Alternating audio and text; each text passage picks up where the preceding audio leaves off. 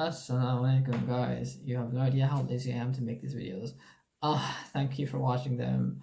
Today's topic is Salah, and I just want to talk about my personal journey through Salah to begin. When you're a kid, I remember so many sermons, so many bayans, lectures I heard people saying that keep praying, keep praying, keep praying, and you start to enjoy Salah later in life. And honestly, that did not happen until like 3 years ago. I started to really enjoy Salah, and it became very, very precious to me because I started working, I started going to school, and I was just so involved in like worldly affairs of my life that didn't have that much deen inside my life. That Salah became just that escape. Just go to that musalla and just pray, and it felt so good and so refreshing. And like it's really hard to stop yourself from controlling your gaze and sins. And this hadith always used to come to my mind. It comes in a hadith that the Prophet ﷺ says, 5 prayers, and from one Jummah prayer to the next Jummah prayer is an expiation of sins, basically, if no major sins were committed in between.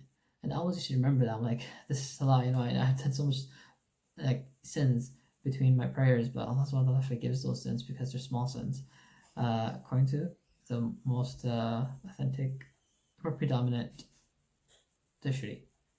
Side note. And also, what else did I want to share? The purpose of Salah. I always used to think about this. What is the purpose of Salah?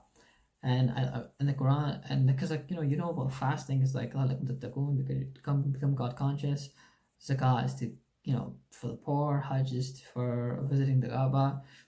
Sha'air, and then whatever. Salah is basically aqim as-salat li-dhikri, establish salah for my remembrance. It's for the remembrance of Allah subhanahu wa ta'ala. And to remind yourself your purpose of life, what you're doing, and not to get too into the worldly affairs where you lose your mind. Essentially. The translation of Welcome to Salah al-Dhikri is not the dominant translation according to Ibn Kathir. There's more famous translation of the verse, just for students if they're watching. Lastly, I just want to share a hadith that I just had to share it. Comes in a hadith that the Prophet ﷺ says the difference between a man and a polytheist or a kafir is the abandonment of Salah.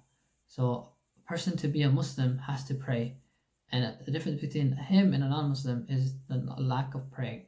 If he's not praying, the hadith is saying he's doing something, he's a kafir. Some scholars authentically translate it and say that the person does become a kafir. The point is, pray, do your best, man. Honestly, pray, do your best, and Allah accept. Assalamu alaikum warahmatullah.